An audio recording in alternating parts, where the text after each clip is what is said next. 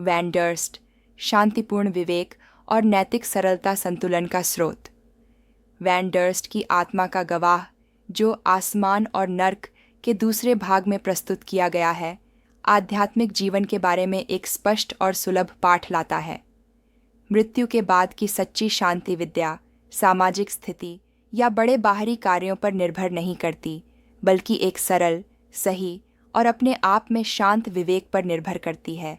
Van डर्स्ट शांतिपूर्ण तरीके से प्रकट होते हैं, बिना किसी विघ्न, गहरे पछतावे और चिंता के।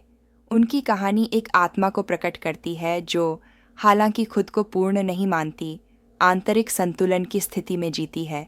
यह स्थिति दिखाती है कि आध्यात्मिक खुशी कुछ लोगों का विशेषाधिकार नहीं है और न ही यह असाधारण जीवन का परिणाम है, बल्कि यह नैतिक मूल्यों के साथ ईमानदार और संगत विकल्पों का स्वाभाविक परिणाम है। आधुनिक गहन मनोविज्ञान इस स्थिति को समझने में मदद करता है। लोग जो अपने सिद्धांतों के अनुसार जीते हैं, बिना बड़े आंतरिक संघर्षों या दबाए गए अपराधबोध के, वे अधिक भावनात्मक स्थिरता प्रदर्शित करते हैं। अविभाजित जागरूकता शांति उत्पन्न करती है। आध्यात्मिक स्तर पर यही तर्क बना रहता है।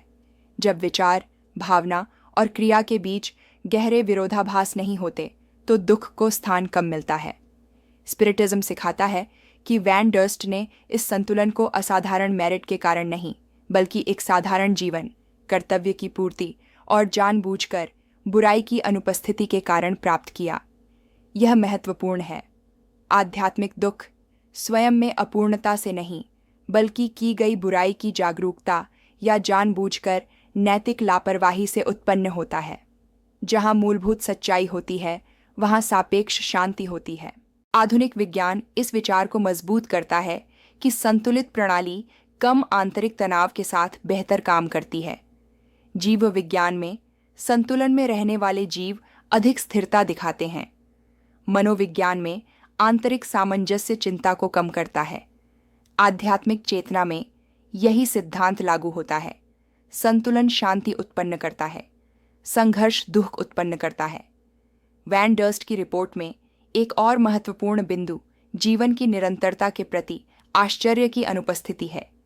यह संकेत करता है कि भले ही बड़े बौद्धिक सूत्रीकरण न हों, उनकी अस्तित्व की नैतिक दृष्टि पहले से ही जिम्मेदारी और निरंतरता के विचार के साथ संरेखित थी।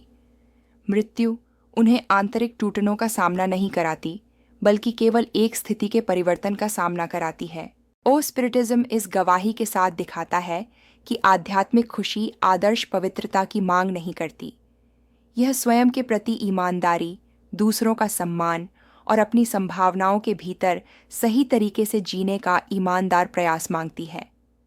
वैन डर्स्ट लाखों अनाम चेतनाओं का प्रतिनिधित्व करता है जो किसी भी प्रमुखता से दूर चुपचाप स्थायी शांति की अवस्थाएं बनाते हैं।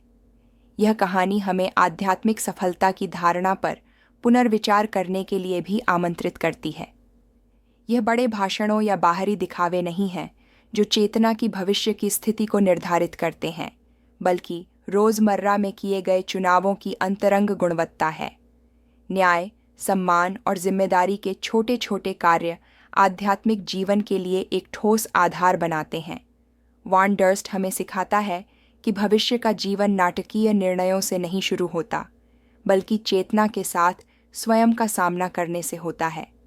जब यह सामना शांतिपूर्ण होता है, तब संक्रमण स्वाभाविक और शांतिपूर्ण तरीके से होता है।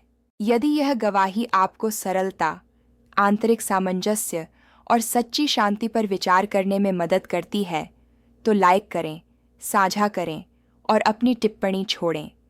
आपकी भागीदारी इस संदेश को अधिक लोगों तक पहुंचाने में मदद करती है।